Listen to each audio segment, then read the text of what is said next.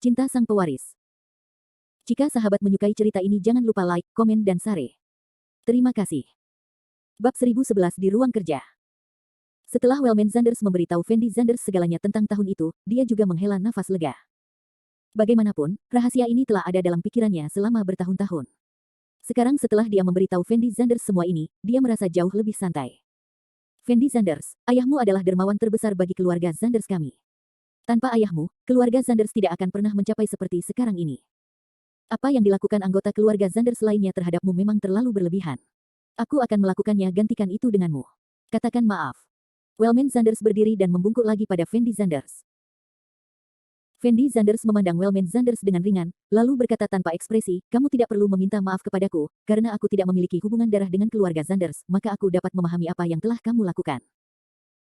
Wellman Zanders memandang Fendi Zanders dan tidak berkata apa-apa, mungkin karena dia tidak tahu harus menjawab apa. Jangan khawatir, meskipun saya telah mengambil 50% saham grup Zanders, keuntungan yang akan diperoleh keluarga Zanders Anda dalam beberapa tahun pasti tidak akan kurang dari sekarang. Fendi Zanders melanjutkan. Setelah Wellman Zanders mendengar kata-kata Fendi Zanders, dia tiba-tiba mengangkat kepalanya dan menatap Fendi Zanders. Ekspresi wajahnya tampak sedikit tidak terbayangkan, dan dia tergagap, Fendi Zanders, apakah kamu memaafkan kami? Memaafkanmu. Setelah Fendi Zanders mendengar kata-kata Wellman Zanders, dia tidak bisa menahan cibiran, dan kemudian berkata dengan ringan, kamu keluarga Zanders melakukan begitu banyak hal kepadaku saat itu, bagaimana aku bisa memaafkanmu? Apa yang aku lakukan hanyalah aku hanya ingin memenuhinya janji ayahku kepadamu, karena ayahku berjanji kepadamu bahwa keluarga Zandersmu tidak akan mengkhawatirkan uang selama beberapa generasi, maka aku akan memenuhi janji ini. Wellman Zanders memandang Fendi Zanders di depannya, dengan ekspresi canggung di wajahnya. Dan tersenyum masam tanpa daya, seolah dia tidak tahu harus berkata apa. Tapi Fendi Zanders berdiri perlahan, lalu berkata kepada Wellman Zanders tanpa ekspresi, tidak peduli apa, aku tetap ingin berterima kasih karena telah memberitahuku apa yang terjadi saat itu. Setelah mengucapkan kata-kata ini, Fendi Zanders sepertinya hendak pergi. Ketika Wellman Zanders melihat Fendi Zanders hendak pergi, dia segera berdiri dan berteriak, Fendi Zanders, meskipun saya belum memenuhi kewajiban saya untuk menjadi kakek selama ini, dan Anda dan saya tidak memiliki hubungan darah, saya hanya menonton kamu sudah dewasa, dan aku sangat menganggapmu sebagai cucuku sendiri. Setelah Fendi Zanders mendengar kata-kata Wellman Zanders, dia hanya bisa gemetar sedikit, dan kemudian tanpa sadar berhenti. Aku ingin memberitahumu satu hal lagi. Pihak lain sebenarnya tidak sesederhana yang kamu bayangkan. Aku tahu kamu bukan lagi dirimu yang asli, tapi bagaimanapun juga, kamu tetap harus berhati-hati. Wellman Zanders berkata kepada Fendi Zanders dengan suara gemetar. Setelah Fendi Zanders mendengar perkataan Wellman Zanders, ekspresi wajahnya terlihat sedikit aneh, lalu dia berkata perlahan, kamu harus membereskan kekacauan keluarga Zandersmu dulu, meskipun aku jamin keluarga Zandersmu akan hidup dari generasi ke generasi. Ke generasi. Masa-masa orang kaya, tetapi ada beberapa hal yang tidak dapat saya putuskan sendiri. Jangan khawatir, saya pasti akan mengurus urusan keluarga Zanders. Wellman Zanders sedikit mengangguk. Setelah Fendi Zanders melihat Wellman Zanders seperti ini, dia sedikit banyak merasa kasihan pada Wellman Zanders di dalam hatinya. Dia menarik napas dalam-dalam, tidak banyak bicara, dan langsung berjalan keluar ruang kerja. Ketika Fendi Zanders meninggalkan ruang belajar, dia menemukan bahwa anggota keluarga Zanders telah pergi, dan mereka seharusnya mengurus urusan mereka sendiri.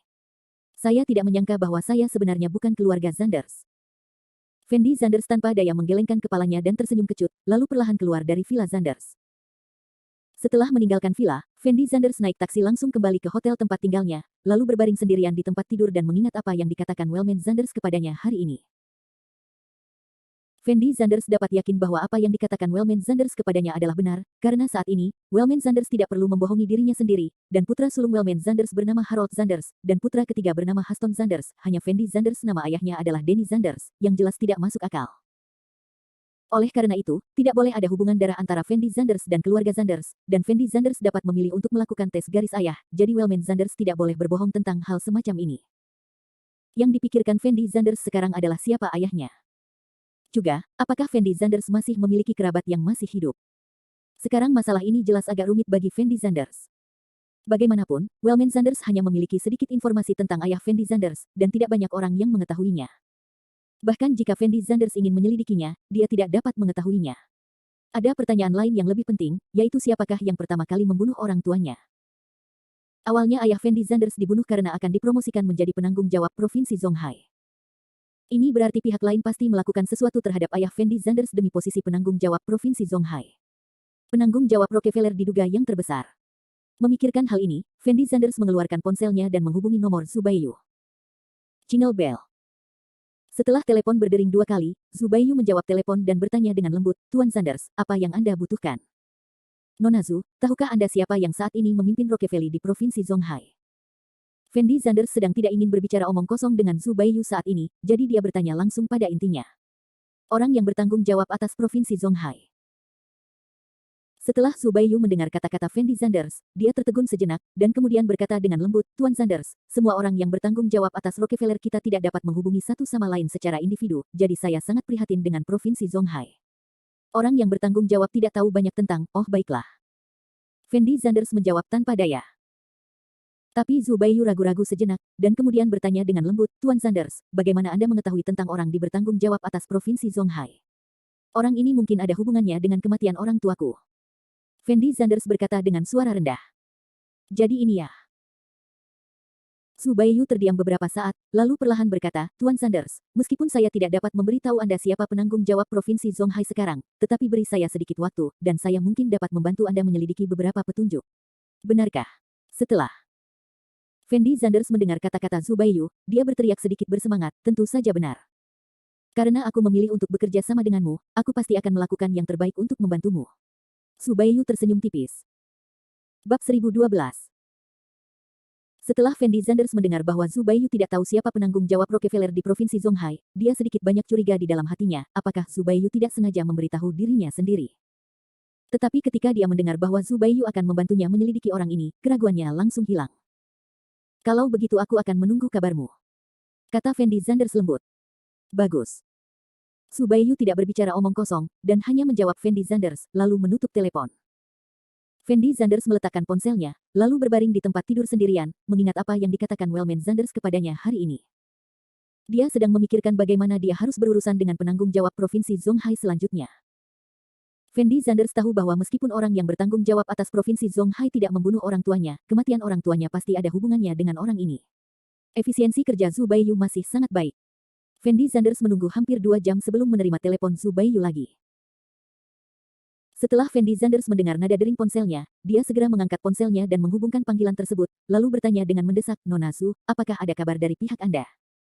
"Benar, Tuan Zanders, saya telah membantu Anda mencari tahu, penanggung jawab Provinsi Zhonghai adalah Wei Yong," kata Zubayu langsung. "Wei Yong." Setelah Fendi Zanders mendengar nama itu, dia tertegun sejenak, dan kemudian melanjutkan bertanya, "Kalau begitu, apakah Anda punya petunjuk lain?" "Ini."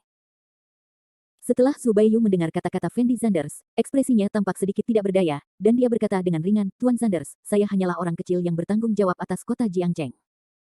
Jika saya ingin menyelidiki informasi spesifik dari orang yang bertanggung jawab atas Provinsi Zhonghai, pada dasarnya itu tidak mungkin. Lalu apakah ada cara lain untuk menyelidiki berita tentang Wei Yong?" Fendi Zanders bertanya dengan lembut setelah berpikir sejenak. Zubayu ragu-ragu sejenak, lalu berkata perlahan, "Tuan Zanders, jika Anda ingin mengetahui informasi spesifik tentang Wei Yong, saya punya cara lain." "Ada solusi?" Fendi Zanders buru-buru bertanya. "Anda dapat menghubungi penanggung jawab kota Nanyuan. Saya pikir penanggung jawab kota Nanyuan pasti tahu tentang Wei Yong. Saya dapat memberi Anda informasi tentang penanggung jawab kota Nanyuan," kata Zubayu perlahan. "Oke, Anda bisa memberi saya informasi tentang penanggung jawab kota Nanyuan dulu." Setelah memikirkannya beberapa saat, Fendi Zanders menjawab dengan suara rendah. "Oke, aku akan mengirimkannya padamu sekarang." Setelah Zubayu selesai berbicara, dia menutup telepon. Fendi Zanders tahu di dalam hatinya bahwa organisasi Rockefeller sangat ketat dalam kerahasiaan, dan pada dasarnya sulit untuk menghubunginya kecuali jika itu adalah hubungan antara atasan dan bawahan. Kota Jiang, tempat Zubayu berada, harus dikelola oleh penanggung jawab Provinsi Dongjiang. Jadi Zubayu mengetahui identitas penanggung jawab Provinsi Dongjiang, tetapi dia tidak mengetahui identitas penanggung jawab Provinsi Zhonghai. Sekarang cara termudah dan paling langsung bagi Fendi Zanders adalah mencari penanggung jawab kota Nanyuan terlebih dahulu, lalu mendapatkan berita dari penanggung jawab Provinsi Zhonghai dari penanggung jawab kota Nanyuan. Beberapa menit kemudian, Fendi Zanders menerima dokumen dari Zubayu. Isi dokumennya masih sangat detail, mencatat seluruh informasi penanggung jawab Rockefeller di kota Nanyuan. Penanggung jawab Rockefeller di kota Nanyuan adalah seorang pria bernama Zhou Ping, yang seharusnya berusia sekitar 30 tahun, dengan penampilan rata-rata, dan identitas publiknya adalah pemilik jaringan supermarket besar. Setelah Fendi Zanders mendapat berita itu, jauh lebih mudah untuk menemukan Zhou Ping.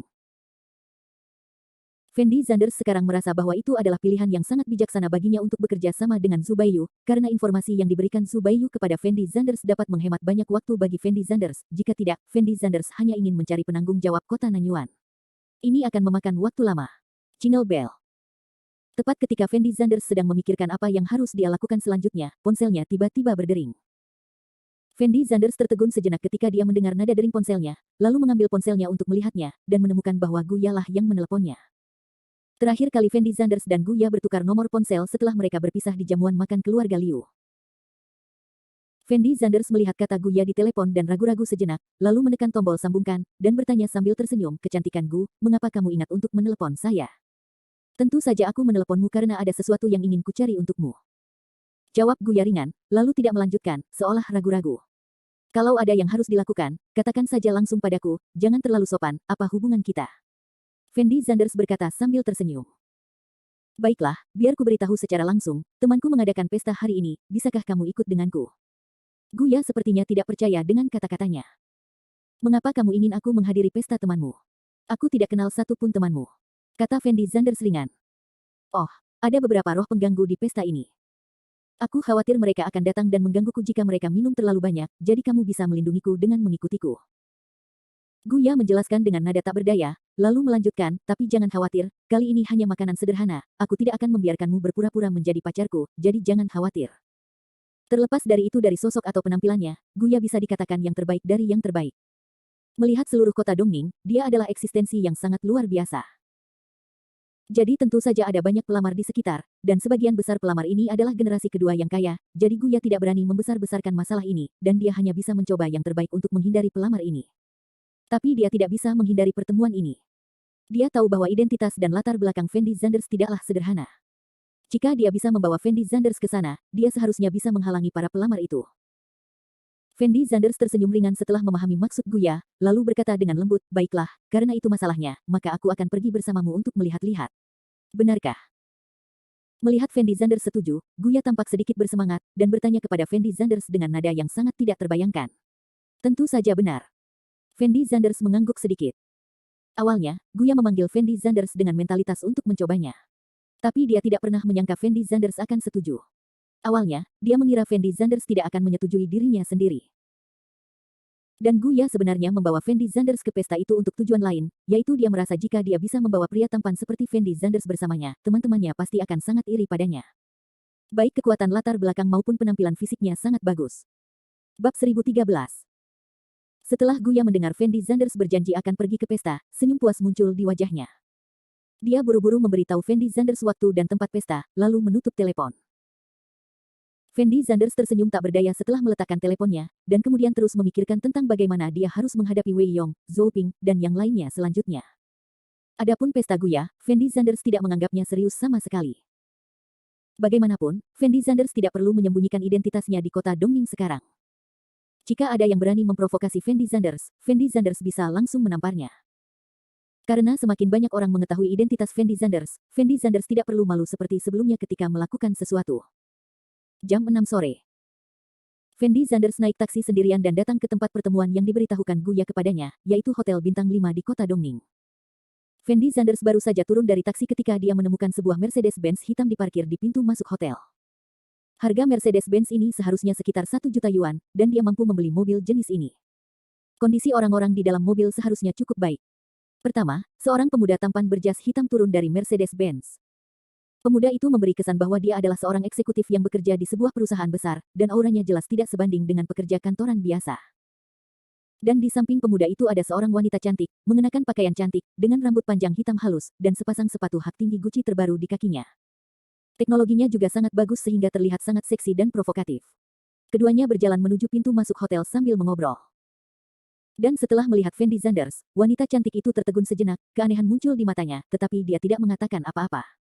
"Sayang, ada apa?"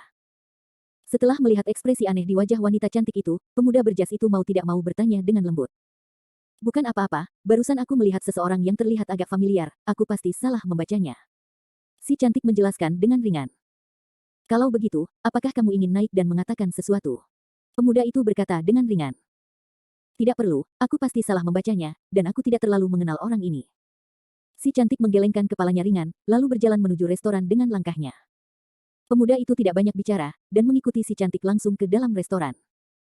Dan Fendi Zanders kebetulan mengikuti mereka berdua saat ini. Ketika si cantik melihat Fendi Zanders juga masuk ke dalam restoran, kilatan cahaya aneh muncul di matanya lagi, dan dia tidak bisa menahan nafas pelan di dalam hatinya. Tidak mungkin ada kebetulan seperti itu di dunia ini, bukan? Pasti salah, bagaimana mungkin orang seperti dia muncul di sini? Ding dong. Saat ini, lift sampai ke lantai pertama, dan pintu lift perlahan terbuka. Fendi Zanders mengikuti pasangan itu ke dalam lift. Setelah melihat Fendi Zanders sepertinya pergi ke lantai yang sama dengan mereka, kecantikan itu tampak semakin bingung, tetapi dia tetap tidak memilih untuk mengambil inisiatif untuk berbicara dengan Fendi Zanders, karena dia tidak yakin bahwa Fendi Zanders kenal dia. Orang itu. Segera lift sampai ke lantai tempat kotak pesta berada. Pria muda dan wanita cantik keluar dari lift terlebih dahulu, sementara Fendi Zanders mengikuti di belakang mereka. Si cantik ragu-ragu sejenak, lalu berbisik kepada pemuda di sampingnya, "Suamiku, orang ini sepertinya ada di sini untuk menghadiri pesta kita. Seharusnya itu pacar teman sekelasmu. Orang ini seumuran dengan kita." Jawab pemuda itu enteng. "Mungkin." Si cantik mengangguk sambil berpikir, dan kemudian tidak banyak bicara, tapi pikirannya masih dikelilingi oleh pikiran buruk itu. Setelah beberapa saat, Fendi Zanders akhirnya sampai di pintu kotak tempat pesta diadakan. Saat ini, Guya sedang berdiri dengan cemas di pintu kotak menunggu Fendi Zanders. Guya memang salah satu wanita tercantik di kota Dongning. Hari ini, Guya berpakaian sangat indah. Dia mengenakan gaun putih panjang. Desainnya yang berongga membuat sosok seksi Guyan menjulang, dan wajahnya memiliki senyuman tipis di wajahnya. Riasannya, keseluruhan orang terlihat murni dan memiliki sedikit pesona. Kemunculan Guya membuat kecantikan yang ditemui Fendi Zanders di luar restoran meredup dalam sekejap. Ketika Guya melihat Fendi Zanders muncul, ada kilatan kegembiraan di matanya, dan dia hendak berjalan menuju posisi Fendi Zanders dengan menginjak sepatu hak tinggi. Namun sebelum Guya datang ke sisi Fendi Zanders, si cantik seksi berinisiatif membuka mulutnya dan mengejek Guya, "Oh, bukankah ini Gu cantik? Kamu juga datang ke pesta hari ini. Kami berdua lama tidak melihat. Sudah lama sekali." Guya memandang sekilas ke kecantikan seksi itu, dan menjawab dengan ekspresi agak acuh tak acuh. "Apakah kamu datang ke sini sendirian hari ini? Apakah kamu membawa pacarmu ke sini?" Si cantik menatap Guya dan terus bertanya. Guya tidak terus berbicara dengan kecantikan ini, tetapi menginjak sepatu hak tinggi dan berjalan ke sisi Fendi Zanders, dengan sengaja meraih lengan Fendi Zanders, dan berkata sambil tersenyum, "Fendi Zanders, kamu di sini. Ayo cepat masuk." Melihat Guya berinisiatif memegang lengan Fendi Zanders, kecantikan seksi itu melontarkan tatapan aneh di matanya yang indah, dan langsung bertanya kepada Guya, "Guya, apakah ini pacarmu?" "Bukan pacar, hanya temanku." Guya menjawab dengan ringan. Saat ini, kecantikan seksi di depan Guya adalah Zhou Yan. Keluarga Zhou dan keluarga Gu memiliki banyak urusan bisnis, jadi Zhou Yan dan Guya sudah saling kenal sejak mereka masih sangat muda, dan keduanya cantik, jadi bandingkan mereka satu sama lain. Namun sejak kecil, Guya selalu unggul. Tidak peduli dari segi tubuh, penampilan atau latar belakang, Zhou Yan tidak sebaik Guya. Setelah Guya meninggalkan kota Dongning, Zhou Yan melepaskan rasa cemburu sampai batas tertentu. Namun beberapa saat yang lalu, Zhou Yan mengetahui bahwa Guya telah kembali ke Tiongkok. Dia selalu ingin mencari kesempatan di hatinya untuk mengejek Guya dengan baik. Karena Zhou Yan saat ini bukan lagi Zhou Yan yang asli. Pemuda di sebelah Zhou Yan adalah manajer grup terdaftar, dengan gaji tahunan lebih dari 1 juta dan masa depan cerah, jadi Zhou Yan ingin menggunakan pacarnya untuk memanfaatkan Guya. Setelah Zhou Yan melihat Fendi Zanders barusan, dia merasa bahwa Fendi Zanders tampak familiar, dan dia bertanya-tanya dalam hatinya apakah Fendi Zanders adalah orang yang dia dengar dari teman-temannya. Namun ketika dia mengetahui bahwa Fendi Zanders adalah teman Guya, dia langsung merasa lega, karena dia merasa sangat mustahil bagi Guya untuk mengenal pria sebesar itu. Bab 1014. Zhou Yan dan Guya sudah lama tidak bertemu. Sehingga ketika keduanya bertemu kembali kali ini, mau tidak mau mereka tak bisa lepas dari adegan menegangkan tersebut. Tapi Fendi Zanders menoleh dan menatap Guya. Dia tahu bahwa Guya memanggilnya bukan hanya untuk menyingkirkan pelecehan dari para pelamar itu. Di sisi lain, itu karena dia khawatir orang-orang seperti Zhou Yan akan mengejeknya. Lagi pula, perempuan itu sia-sia. Fendi Zanders tidak terlalu muak dengan pemikiran kecil di hati Guya ini, karena dia tahu bahwa Guya sendiri tidak memiliki niat jahat. Zhou Yan mengobrol sebentar dengan Guya, lalu masuk ke dalam kotak bersama pacarnya. Melihat Zhou Yan pergi, Guya melepaskan tangan Fendi Zanders, lalu berkata kepada Fendi Zanders dengan mulut melengkung, "Zhou Yan ini benar-benar menyebalkan, tidak peduli dia suka membandingkannya denganku, jika bukan karena memberi wajah temanku, aku tidak akan repot-repot menghadiri pesta seperti ini. Biasakan saja." Fendi Zanders memandang Guya dan berkata dengan ringan. "Kebiasaan." Ketika Guya mendengar kata-kata Fendi Zanders, dia tertegun sejenak, ekspresi wajahnya jelas sedikit bingung.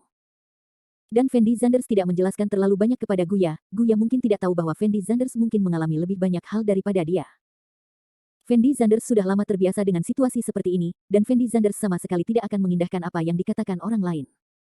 Di mata Fendi Zanders, intrik di antara orang-orang biasa saat ini terlalu konyol.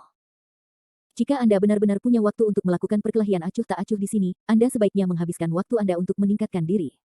Ayo masuk, kita berdua. Melihat Fendi Zanders terdiam, Guya berkata dengan lembut kepada Fendi Zanders.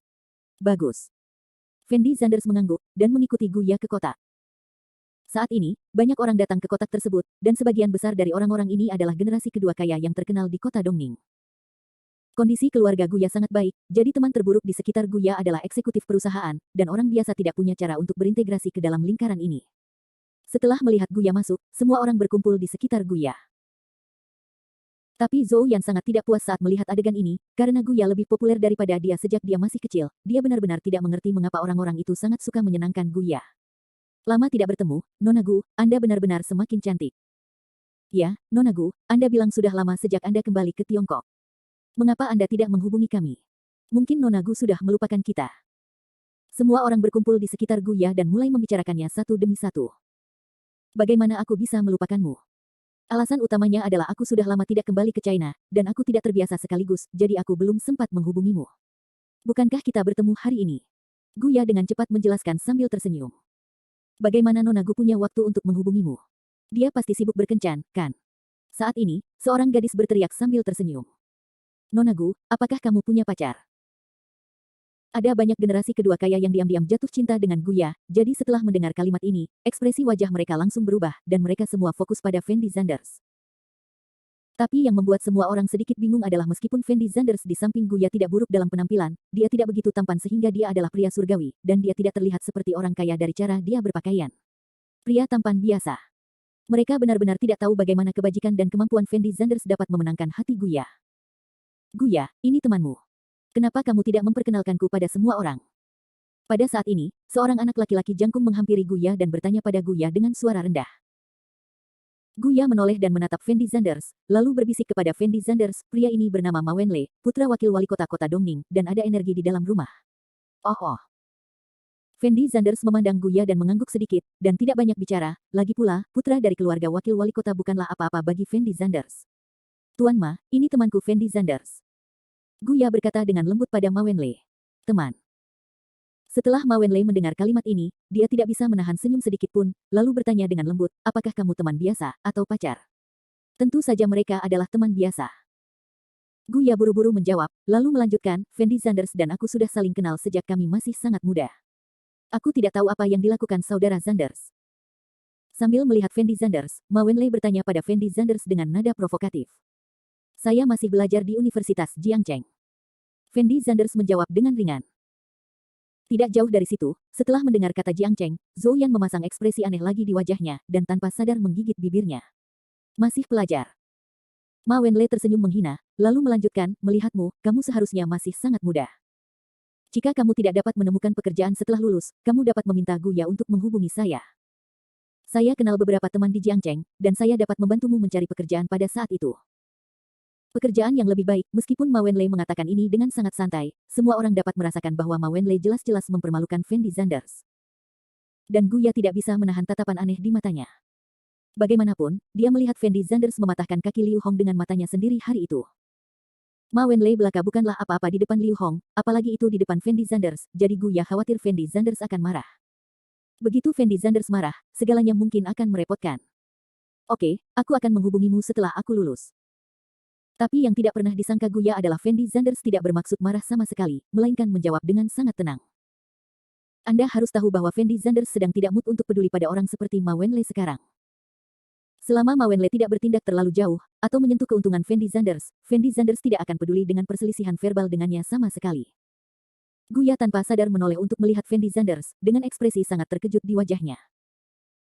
Karena dia tidak menyangka Fendi Zanders begitu santai, saat ini Fendi Zanders dan Fendi Zanders di pesta pernikahan keluarga Liu hampir seperti dua orang. Di sisi lain, Ma Wenlei terdiam. Dia merasa bahwa Fendi Zanders di depannya tampak agak tidak bisa dimengerti, dan dia benar-benar menganggapnya serius ketika dia secara jelas mengejek Fendi Zanders. Saat ini, Ma Wenlei pun mengurungkan niat untuk terus mengejek Fendi Zanders, karena di matanya, orang seperti Fendi Zanders sama sekali tidak layak untuk diejek. Bab 1015. Mungkin karena mundurnya Fendi Zanders, pesta berikutnya berjalan relatif lancar. Semua orang mengobrol sambil makan. Semua orang mengira Fendi Zanders dan Guya hanyalah teman biasa, dan tidak ada yang menganggap Fendi Zanders sebagai saingan cinta mereka. Saudara Zanders, ini pertama kalinya kita bertemu, apakah kamu ingin minum?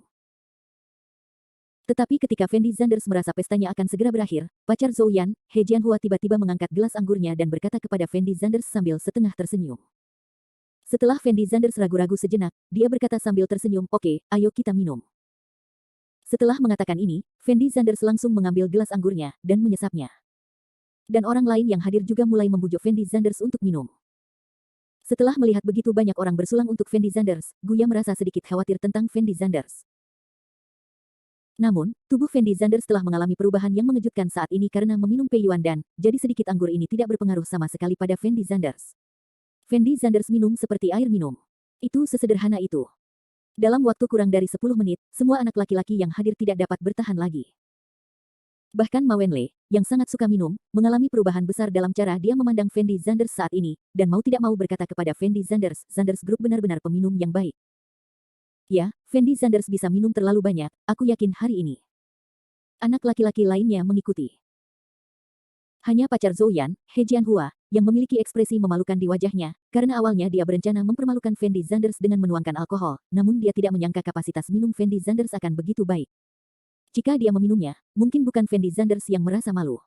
Jadi He Jianhua membatalkan rencananya untuk terus minum bersama Fendi Zanders. Setelah semua orang selesai minum, mereka mulai mengobrol lagi, tetapi isi obrolan pada dasarnya saling menyanjung. Tentu saja, Ma Wenlei mungkin orang yang paling berkuasa di kotak saat ini.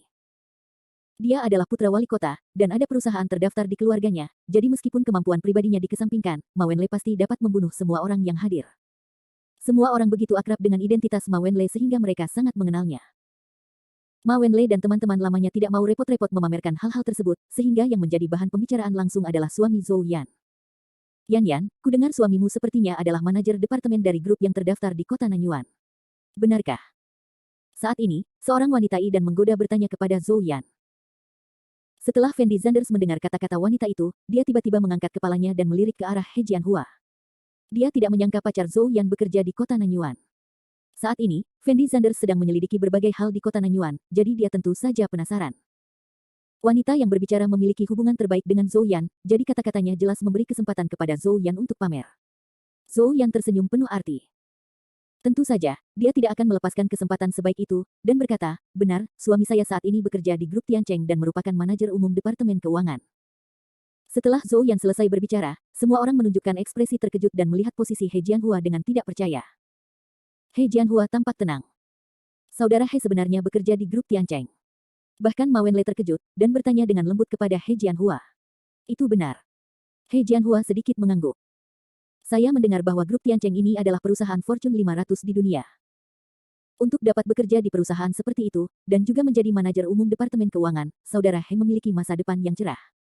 Ma Wenlei berkata sambil tersenyum. Benar, grup Tiancheng terlibat dalam banyak industri sekarang. Saya tidak menyangka Zhou Yan, pacarmu begitu kuat.